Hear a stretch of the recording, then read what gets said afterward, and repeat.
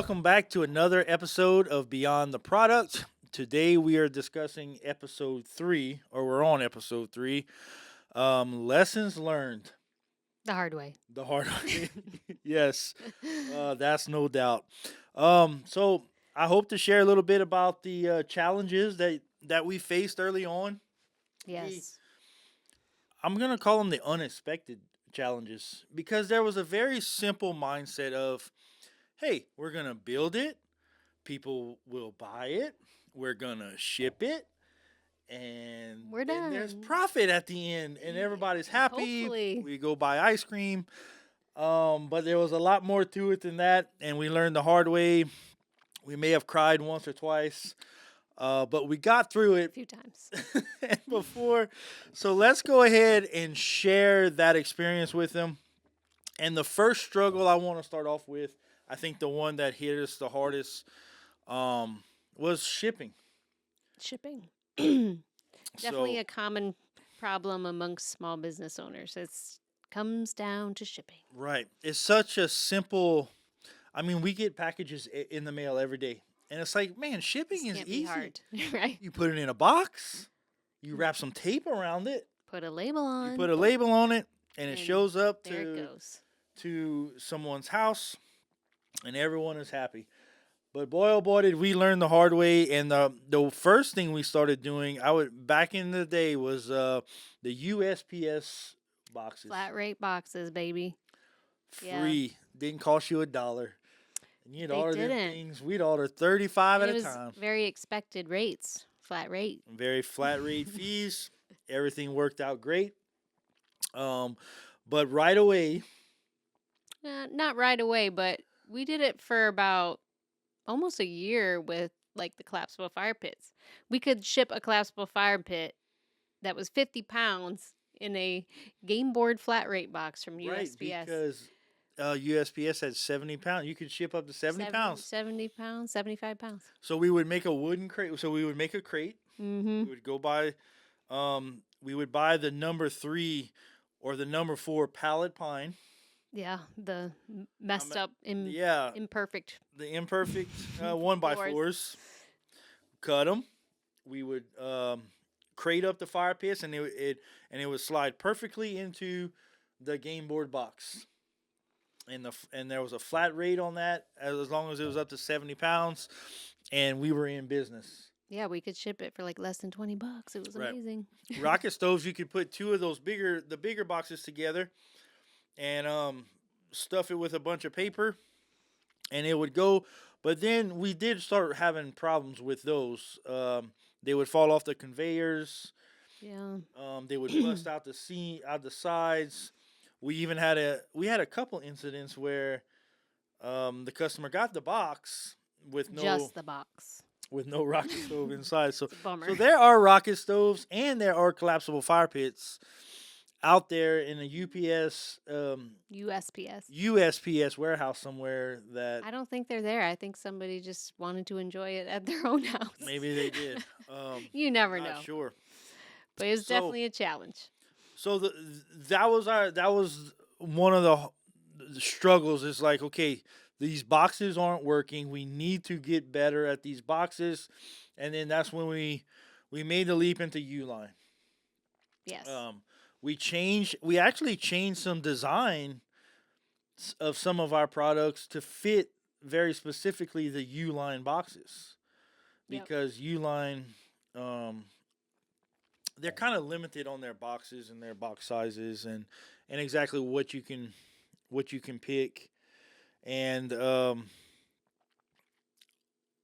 so yeah, we went to Uline. We started ordering some boxes. Those boxes were better, a little thicker. And you Well, could order low quantity.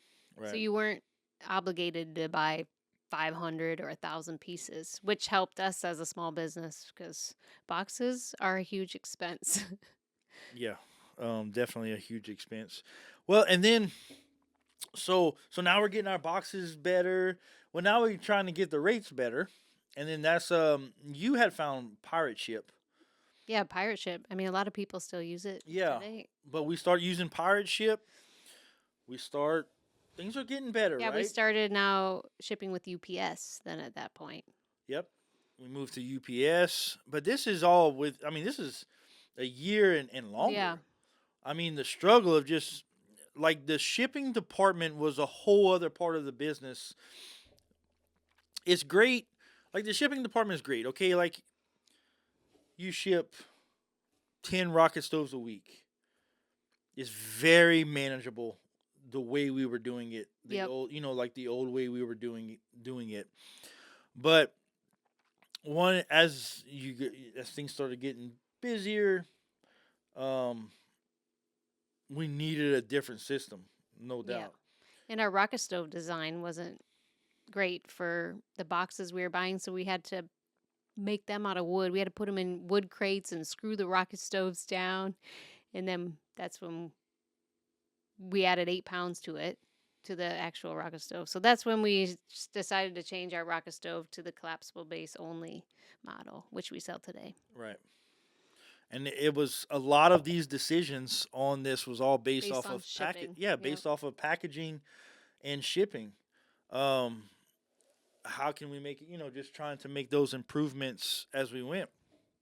And let's not forget, still talking about shipping, the time away from the shop of dealing with emails from customers, sending out tracking information, um, kind of dealing with all of that too. Like that was the shipping department definitely is a job within itself, and it became a job within itself. We ended up hiring.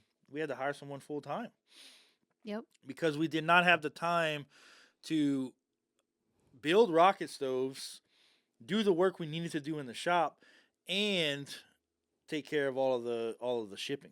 Right. It just became too overwhelming. So what were those lessons learned?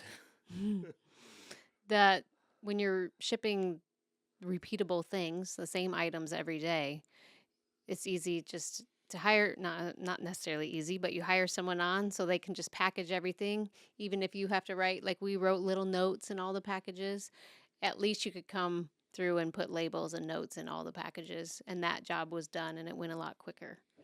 But then we kind of revolutionized, what's the word? We changed shipping again. Yeah, I think it's always an ongoing like shipping. That's why shipping is the first topic here because I feel like this conversation could go on for so long and I mean just talking about what how important it was how I wanted it to represent our company. I mean, now we're just talking about let's just talk about not even the durability and that it holds up during the shipping process, but just the visual when it arrives at your door, Mm-hmm. because like I think back now and I'm curious if there's well I know there are, but people out there that had got the original boxes, the USPS boxes, and what was the first thing that popped through their head when they saw that on their on their on their porch? Is like what? Put a little Chiasson smoke sticker on it. We're good. Did we didn't even put stickers We on. didn't. We We didn't didn't even. even brand them. I had bought like a stamp, and we would sometimes stamp them if we remembered. But if we got like backed up in shipping, it was just like get it in there, package it, tape it, go. But Wow. We've definitely come a long way in the shipping department. And for those of you that are listening, you know, definitely don't um, put don't skimp on the shipping. on shipping. Shipping. So if you're no matter what it is, get your boxes figured out. Get your box design. Have your costs figured out.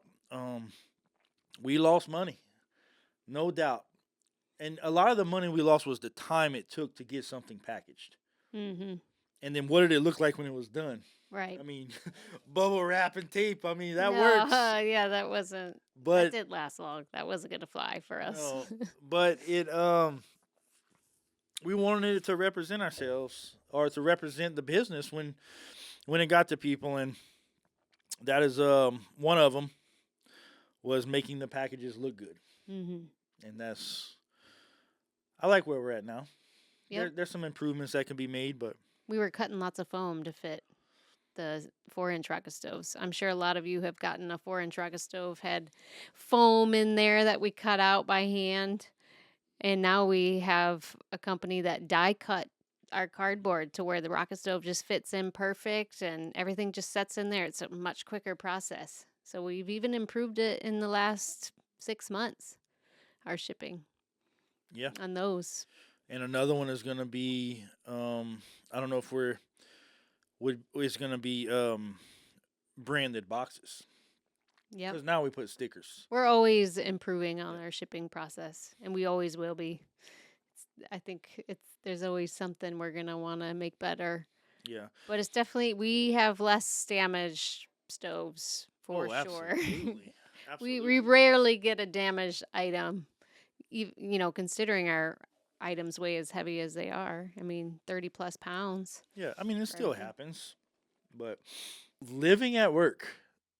Yes, that we So do. I think we should talk about the we live at work, and I don't mean we live at work. Separating ourselves from work. We live at work. Yeah. I mean, we are just outside the shop, and With that the shop comes some is struggles.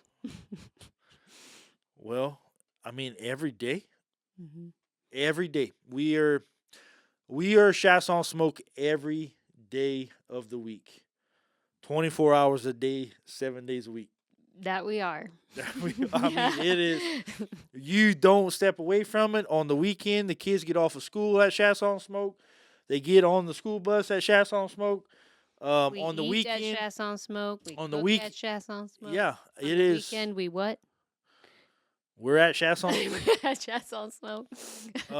I mean, we still have content to create on the weekend because I'll tell Absolutely. you right now, Facebook and TikTok and they don't Instagram. care if it's Saturday or Sunday. No. They want their videos too, and it's important to stay. Stay active. It's something we learned from a long time ago. Is staying Something consistent. we learned early on. So that was a Staying lesson. consistent. Staying consistent Don't on miss a social day. media. I honestly feel like if we miss a day, I can see right away in our views. We feel like it affects our sales. 100%. 100%. So, lessons learned. Oh, I know a good one. So living, breathing, working, all at Chiasson Smoke. How about phone calls that came in? Now we've recently changed this, but talk about using your cell phone as a work phone. So, phone calls, yeah, using your personal cell phone. But we need to back up a little bit and Oh. understand that it was our cell phone. And when we started the business, it's like, well, let's just People need to contact us. Yeah, people Here's would- my phone number. Here's my phone number. Give me a call. And as time progressed and things got busier and content was going out, people were reaching out. The phone never stopped. Yeah, and honestly, looking back at it now, like it's something we should have changed way earlier on in our business. Yeah, it was. In fact, we didn't change it until about a year ago. And it got to the point where Jason's phone, because it was Jason's phone that was the business phone, would ring into the night, into the evenings, late evenings. It would never stop. It wouldn't stop, and it was like, he'd have to It be would checking his ring- voicemail. I'd have to Yeah. stop welding, and that time he was still welding. We were still doing all the emails and trying to keep up with the phone calls. But the one good thing about the emails was it would come in, you could kind of organize, label your emails, put it into a folder for priority. But phone calls, like you had to like be on top of. Well, it would go to voicemails, and then your voicemail would get overwhelming, and then next thing you knew, you lost a day because you're trying to return voicemails. But yeah, if I could go back for anything, there would definitely be a separate business number. Yep. Because that got overwhelming. But to be fair, yeah, we didn't know better. We didn't realize it would get so overwhelming, but still, um, it's like you didn't want to miss a phone call No, because every phone call was an could be a opportunity sale or to work with someone, yeah. and I mean, we'd go to a school function and the phone would ring, and it was, I mean, it was important. It was Yeah. important to me at the time for sure S- that Yeah. you got that So that's connection. one thing that I'd say now is if you are having problems with that, like getting that VoIP system, there's plenty of things you can do, different ways you can do it. But we got a VoIP system, so we have like a little menu and we can get your call directed to the right department. But that has been huge for our business. And then it's only rings when we're working hours. And then on the weekends, you can leave a message if we're able to check it and answer it, we will. But that was huge. Big lesson there. Big lesson. So another thing is we live here, right? Mhm. Our kids are here. Kids go to school, they get off the bus. On the weekend, it is very hard to separate from the shop. It's hard because we're here, and there's always a project. There's always something on your mind. There's always something that you want to do in the shop or with the business, and we're here, and the kids are here, and the kids are seeing it. The kids are part of it.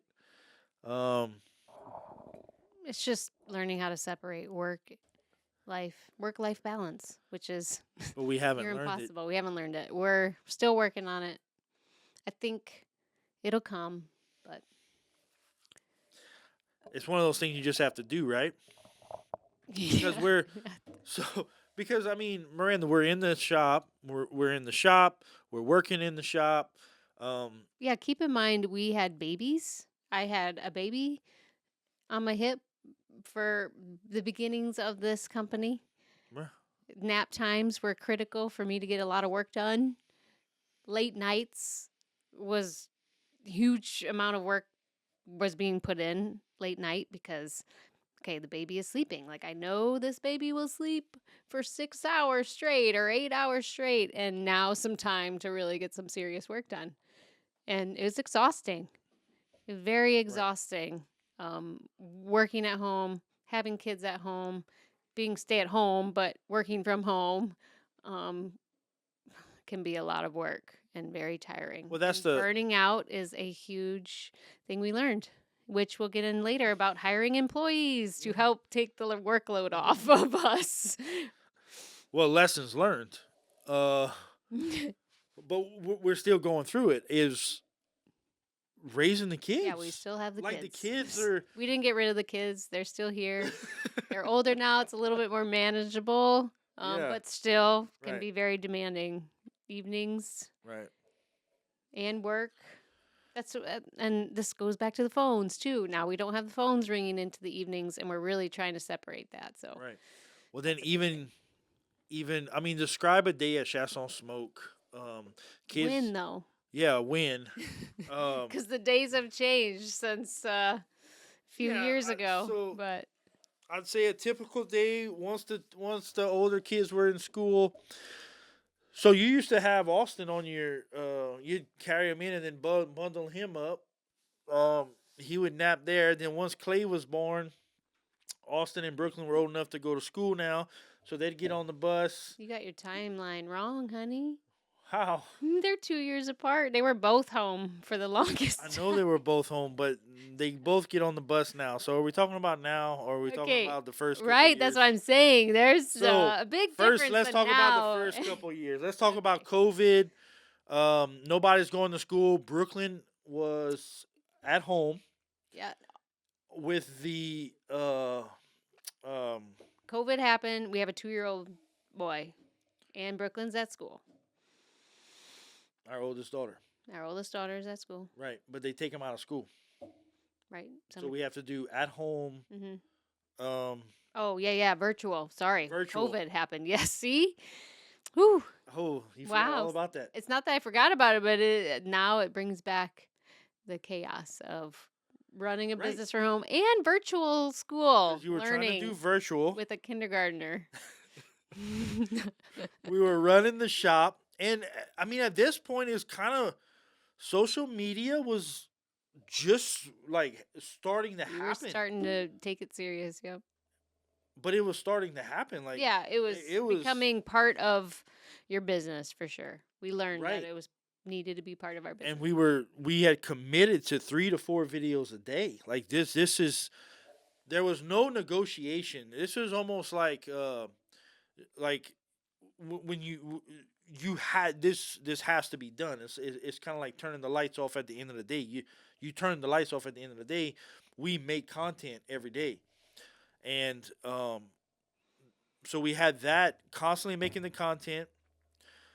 We would do the virtual in the morning. We had some help. I know your Yep. dad and We had some family help. we had some family come in and help where they could, but it wasn't. They did what they could do. For the most part, it was on our shoulders, and we, gosh, I'm just thinking back on it, and it was like, how did we do it back then? Because we were busy. I mean, Mhm. we were busy. Yep. I was building rocket stoves. I was answering phone calls. You were packaging. You were running the table.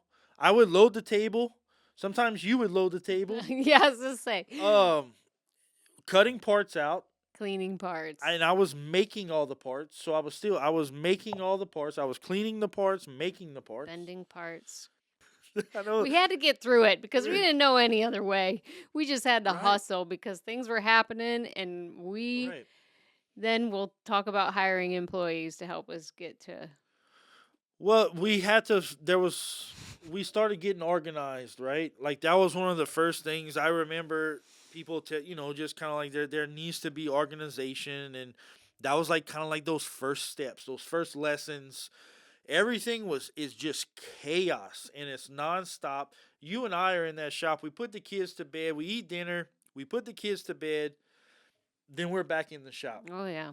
And we would always try to have so many rocket stoves done for the following morning so that that morning before the day started we could get things packaged up. Mm-hmm.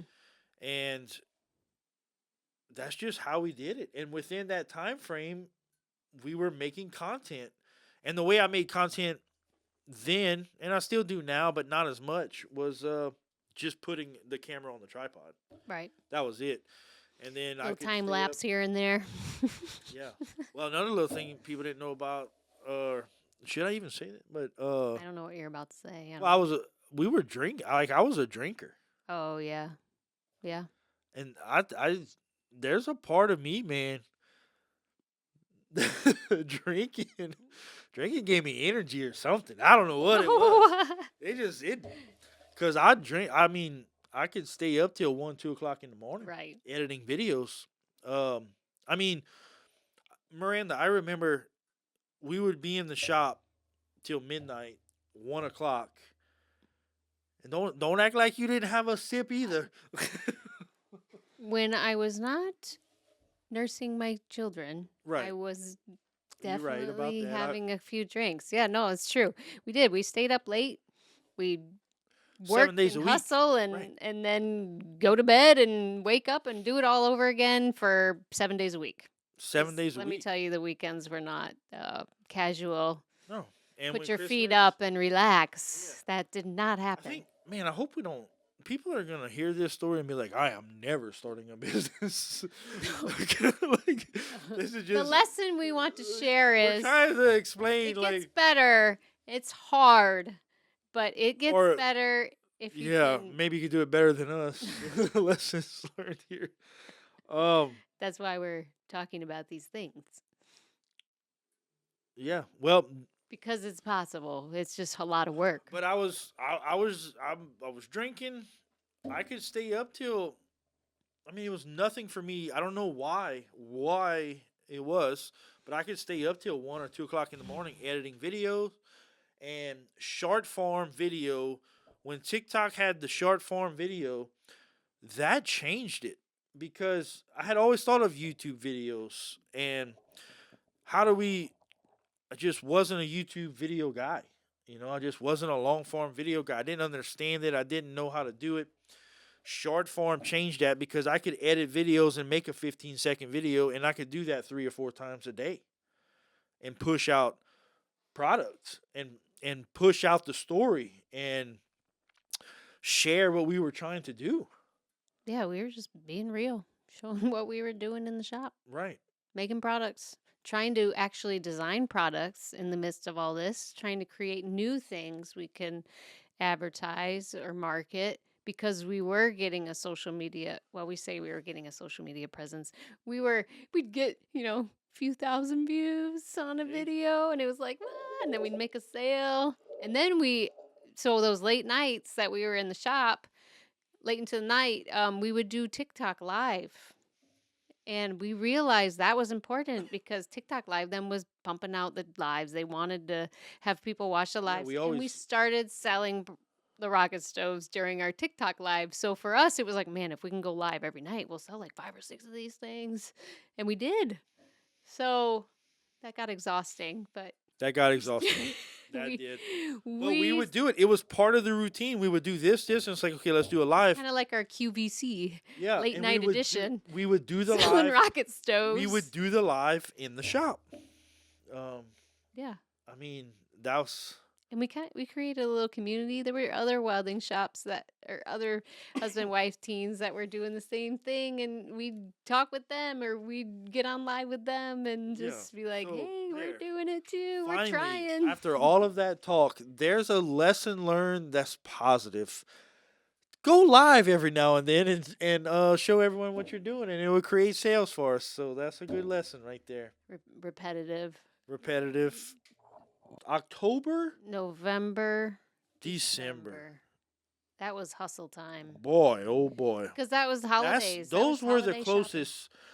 That time of year was the closest time where, if anything, where I felt like enough's enough. Like if I was gonna quit, it was our end of year that push at the that end Christmas rush because type of that was our busiest time of year. and busy, yeah, yeah. It's like it's everything all wrapped up in. Cold. It's cold. And it's dark and there's no sunshine. it gets And there's got not to little depressing. and there's not that's the craziest thing was um just late nights every night. It's like there was never a day off. You never had a day off. We still don't have a day off. It's better now, but you still don't have a day off. Maybe I'm not in the shop building the rocket stoves or building the smoker, Working on the bigger picture. but you still don't have a. We just don't have a day off. No. And this is all about lessons learned. Um, and I know we're kind of going off a subject here, but man, those lessons from the beginning. If you could go back, if we could go back, what would we do different? Is there anything Well, I think if we you it's could? a hard thing to say because I think all the things we suffered through or just went through made us get to where we are now. We would have. I would have definitely hired help sooner. Absolutely. Yeah, that that Absolutely. would be the one thing. When we hired Abby for the first time, we were broke, Miranda. Oh, I know. We had enough money to basically carry it, and it was like, we're gonna hire you. We're gonna pay you this amount. I mean, more money. It was just like we have to get help in here. Mhm. We have to have help. And that So was a big eye opener. so that was that one lesson. But When then while she was still hired on, we went through the roller coaster of sales. So come end of the year, Christmas rush, January, February came around and it was like I don't want to tell Abby that we can't pay her or that she wouldn't have a job or we have to lay her off. And that's where And us. then now keep posting videos because you never know when you're going to have a viral video because that viral video came in February and we didn't have to let Abby go. And it was a great time. But lessons learned is post that, post those videos, even if you think they're not good, post them. Yeah.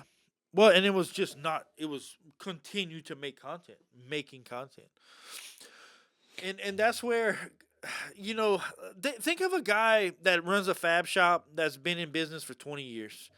He would laugh at us, and they probably do. Like they probably laugh at us, but what they're not like what they don't want to what they're not going to understand is we had nothing else. We had no other way of marketing. We had $0. Like we didn't have any money. So it's not like I could go buy a commercial or a TV ad. We lived in an area with no population.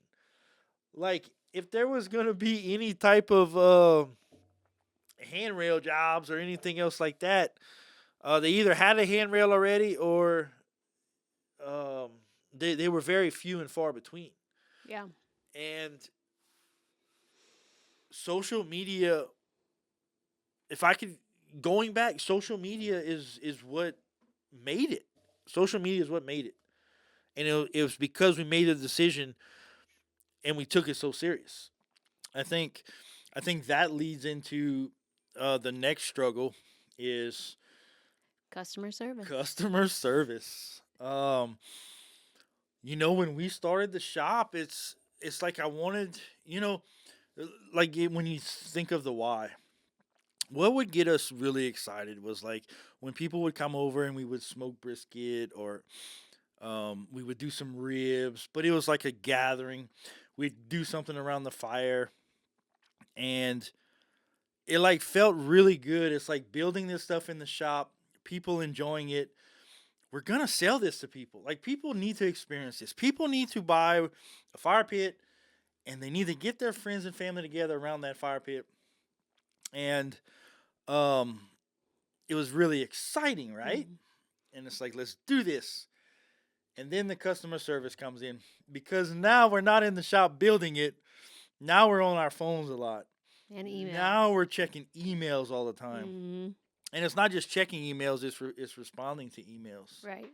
We did a lot of custom work for a few years, 4 years. The custom, Signs. well, that's what started it. Like we were like, oh, Yeah, we're going to do the we could custom. do Custom. anything custom. I mean, we still can, but it got to the point where it was just very overwhelming. Responding to emails, sending proofs to customers that wanted their logo or some design on their rocket stove grill grate or Yeah. collapsible fire pit or a sign. It became very time consuming, and for me, because I was the one that was the designer and I would send everything out because I was the only one doing emails really between you and Yeah. I. And it just got to the point where it was so overwhelming, the emails coming in. And especially with our social media, we had a lot more reach now. We're getting Mhm. more reach. So we're getting more people asking us for custom work, custom jobs. Can you do this? Can you make a sign that says this? And we, of course, were like, yes, yes, yes, yes, yes, of course. And it Well, got to the point where it was like, whoa, I mean, I'd work until 1, 2 o'clock in the morning, designing signs, sending proofs out, and then waiting for that customer to send back, yes, I love it. Now do it. And then it's planning your day on what your table is going to be cutting and making sure all that gets loaded in and cut. And then, um, so yeah, it was a lot to a point where now we had to hire someone in to help do customer service between the emails, the phone calls, yeah. keeping up with all the messages. Um, so Well, even so, you brought up a really good, um, and this all relates to customer service, but in the beginning with the plasma table, it was custom signs, and we would cut out logos and things like that on people's fire pits, and that's almost a lesson learned in itself because we stopped doing that because um well in the beginning. So imagine, let's say you sell five, right? You sell five fire pits. Everyone sends you a logo. You spend some. They send you that logo, and 99% of the time the logo is not cuttable. Right, right. So now you have to take the time, bring it in, get the file cuttable, fix all the spots that need to be fixed, send it back to them um, to get the approval. Yep. Do any revisions if it needed done. Right. And a lot of times you would basically make four different versions. I remember you would always make four different versions. Yeah, especially if there was writing, but that's just changing font usually, but Yeah, it's just kind of it was still it was time. still time, and I think It that's added one up. thing you don't realize how much time it truly takes to do the communicating And back we and forth. were and it's hard to compete in that market of oh, I'll charge you a little bit extra, we'll put whatever sign you want. It's not that we didn't like doing that. No, we loved doing it. Um We loved sending somebody something that was custom and meant something to them. yeah, absolutely. But when it came down to the shop and where we were Production. at and our lead times and trying to um um I guess do a good job Yeah. without Yeah. um Because it just wasn't only designing the sign, approving, cutting it out. Now we had to finish it. So the lead time of getting the approval done and then getting it cut and then getting it powder coated or sandblasted, powder coated, and then packaged. and then let's not forget the organization, because when you've got one sign or five signs, it's pretty easy. Okay, this is for so and so, this is for so and so, this is for so and so. But when you start getting to 20, 30 um custom signs, Different signs, different it colors. is very the organization matters now. Yeah. And I don't want to say, it makes it sound like we Right. quit, It does. but we weren't quitters.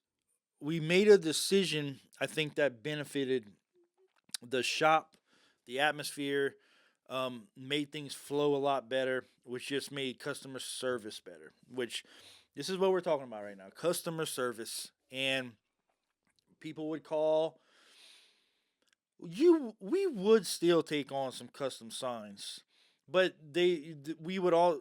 So if someone had a custom sign that they wanted, and keep in mind when we say custom signs, we're not just referring to like changing the font to something. We're like Full all up, on custom. full on custom, like a squirrel dancing on top of an elephant with with a butterfly, With some crawfish and with a crawfish alligators. biting the elephant's You never toe, know. like full board. I mean, Miranda's designed some amazing looking signs. I got to give her that.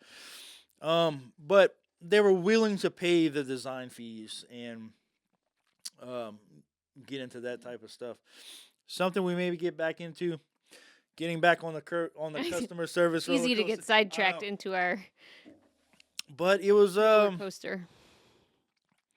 customer service. We wanted to make that better. It was pulling us out of the shop, so we knew that we had to find people to at least answer the phone, at least respond to the very common question emails. And then when things got more specific, you and I they could at least be organized for us so that we could respond to them Right. um, as time went on. So wrapping up customer service, Yeah.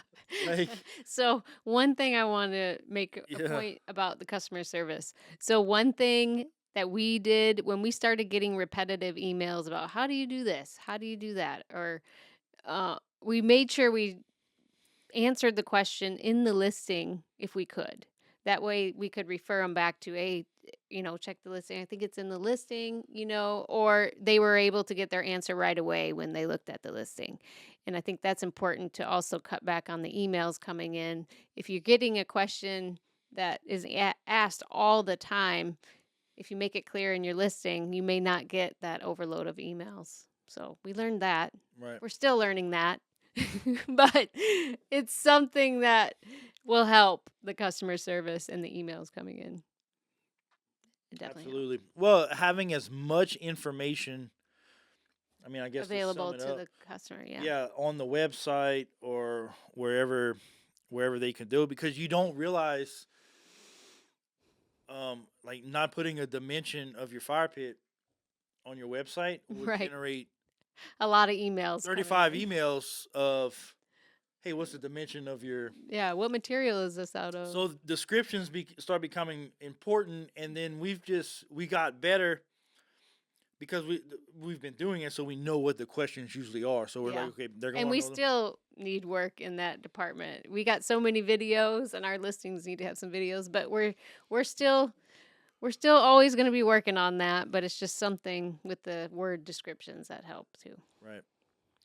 Well, that plays a little bit into like custom projects a little bit when it came to like the custom signs and things like that. Of like you would send them something and they don't like it, so they'd send it back. So you would have to do it again.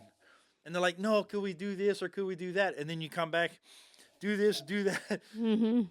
That's what made you start saying, okay, I'm gonna do like 3 or 4 at a time, send to them and see which one they Right. think, because you were Yes. trying to eliminate. Because you would go a week sometimes, And not hear from them.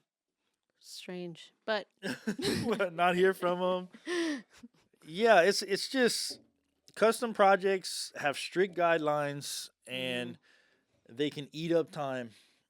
Um, And more than recently, we've just had to say no to a lot of. I mean, we shut our sign department down, our customization to a point, and it has helped.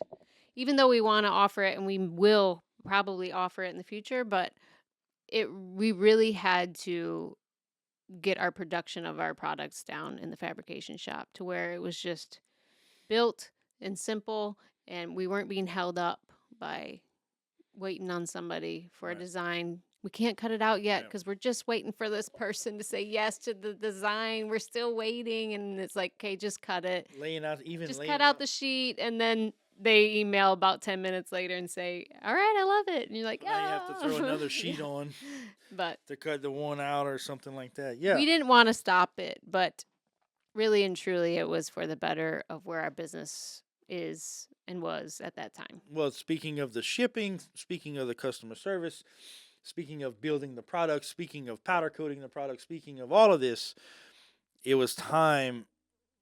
Like there was a wake up call. Me being me, who's very stubborn about things, Mhm. was we realized we couldn't do it all. Right? Like that Right. And was we kind of touched about hiring people in and shipping and yeah. hiring in more. Well, the more you grow or the more you want to grow, the more you realize there's going to be burnout if we just do everything. I want to So ask you it's this, not to cut you off, but I'm gonna cut you off here. Mhm. Lessons learned, right? This is kind of hiring staff, hiring the first person, like just go through it. Like remember our conversations, and then when we made that decision, because I'm sure there's people out there that are probably in a situation of like, how do I even start this process? How do I even go about? Because that's how we were, and we had no one to ask. That's what was no, we so winged crazy. a lot, so that means we learned a lot and made a lot of Well, mistakes. But we had no one to ask. It's like, right, how do you even hire someone? Like, what is the legal right. process? Like, I understand cash and all that stuff, but how do you even do it? Hmm. And it's so simple, but yet it was so to us it was just such this foreign thing. I think that's another thing to touch base on lessons learned. Like, you're not just hiring, say you hire somebody for $20 an hour. Well, it just doesn't cost the company $20 an hour. There's taxes in there, and Right. there's all kinds of things that you don't realize when you're so green to hiring somebody. Right. There's a lot to learn when you hire employees. But just walk us through the process of setting it up for the first time we were going to hire somebody. What did we have to have in our books, and how would someone that's sitting at home right now needing to hire someone for their candle shop or whatever they're doing, Mhm. what's the first thing you need?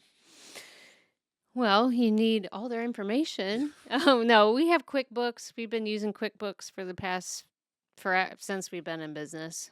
Um, and they make it pretty easy in there. I mean, you just sign up for payroll, core, or whatever it is now. We've been on it for a while.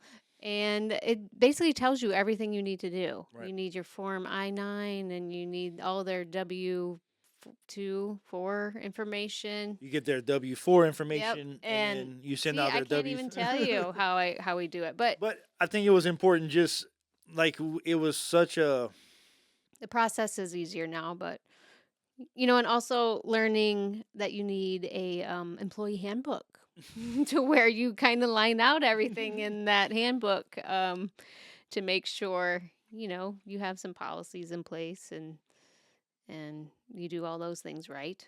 yeah. But we didn't even know how to do that. We had other businesses, other small businesses that we reached out to that kind of gave us their sample handbook and we took pieces here and there from that and no, it sounds like you don't need that, but you do. You need it. Yeah. Well, Especially when you start getting over, you know, so many employees, it I'm becomes trying more to. I know, important. absolutely. I'm just trying to think of, um, someone maybe listening to us talk, and we're trying to share this story of how scared we were to hire because we didn't know. We thought it was a big old process, and it's really straightforward. QuickBooks payroll is what you used, Yeah, well, and QuickBooks is where you put they all fill the out their information. W-4. They do their things, and then it pretty much all their deductions are made.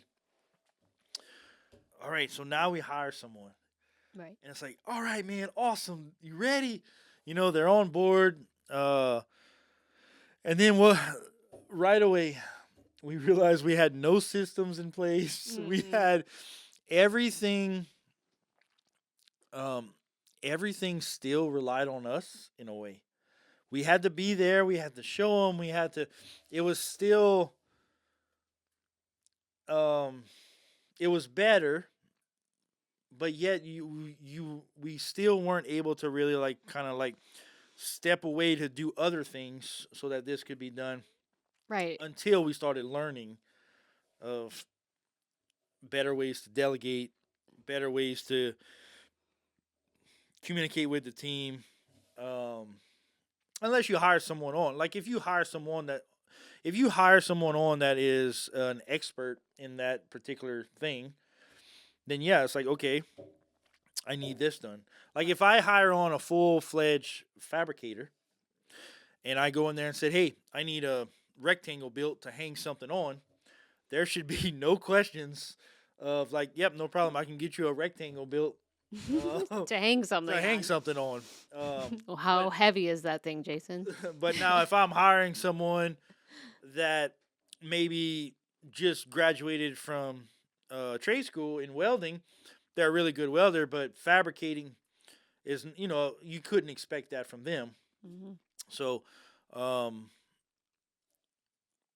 all lessons of just figuring out that whole process. The whole I process. feel like when it comes to hiring staff, there's so much more to it, and like I feel like we're just touching the surface. But Yeah, I don't. I like, mean, that could be a whole episode, but yeah, but I feel like we could touch some really good points on here because the whole idea is to build a team, right? If you can build a team that is part of the business and they I mean they'll never be the owners, I guess, but um they understand the vision and where we're going and right. where we're expecting we want to go. Cuz your team, your staff is what's going to carry you. Right.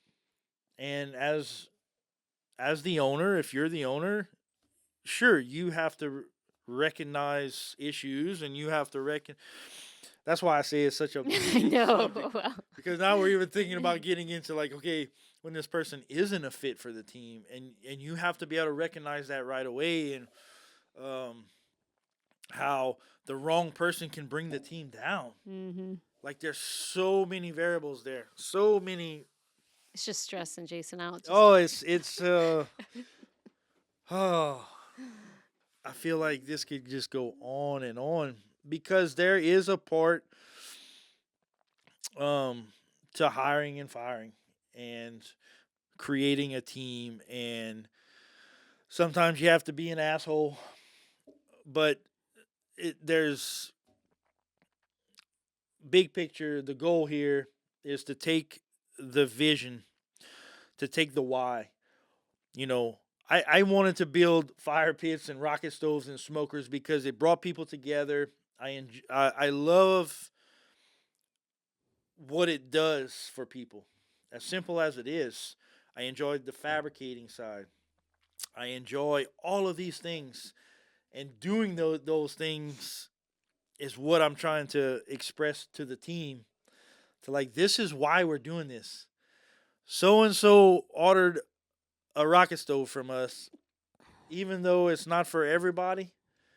Um, so and so wants a rocket stove, and we're gonna make sure he has the best experience he can with our rocket stove. You know. Problems don't go away as you grow, they just change. We'll always have problems. We just We're always have gonna different problems. Absolutely. We will always have problems. And we've learned we can't do it all alone. Right. It takes a team. No, and I feel like I really wanted to touch like our biggest struggles in the beginning. Like building the product was the easy part. Building the product is easy.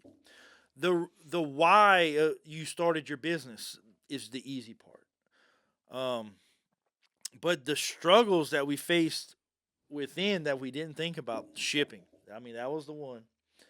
Um, hiring staff is another one, and then we didn't even in the customer service section. What happens if someone orders something from you, Miranda, and they don't like it? Mm. So now you have to give them a return label and maybe give them a refund. Yep. You know, customers come first. Customers come first, and there's just so many. There were so many things that were a wake up call for us that we didn't think about when we first started the business, and hopefully this episode made you think a little bit more about some of those things that you may face when you start your business. Yeah, let us know in the comments any big lesson you might have learned with your business. Remember, we want a community here. We're trying to build this community, and I didn't have a place to go, or we didn't have a place to go when we started our business to like just kind of find those detailed answers, and hopefully this could be that community where people could find us that are thinking about starting their own gig and answer some of those little questions. And yeah, hopefully you found anything valuable with this. We tend to get on little tangents. Oh yeah. But hopefully you got anything out of this episode that might help. Speaking of hiring staff, hopefully our editing team can put this together where it makes sense. And if our editing team can put this together where it makes sense, that's a perfect example of how we can't do it all, and hiring the right people is going to make it work. So everyone, thank you so much for joining. This is episode 3, Lessons Learned. We're glad you're here. Big shout out to our sponsor, Chiasson Smoke. They sponsored the whole this whole podcast episode and podcast. Yeah, the entire thing. Everything. They even bought this mic. And my clothes. You even bought this hat. Yeah. So Chiasson Smoke, thank you very much. Guys, we'll see you next time. Coming up next will be episode 4. Where we talk about changing the game. Changing the game. Yeah. Coming up next will be episode 4 next Wednesday. We talk about changing the game, where we get a little more in depth about the tools and spending a little money, baby. Spending money. It's scary, but hey, throwing money back into the business. Spend money to make money is not buying Ferraris. Is what they say. We couldn't buy a Ferrari anyway. All right. Well, thank y'all very much. We'll see y'all next time.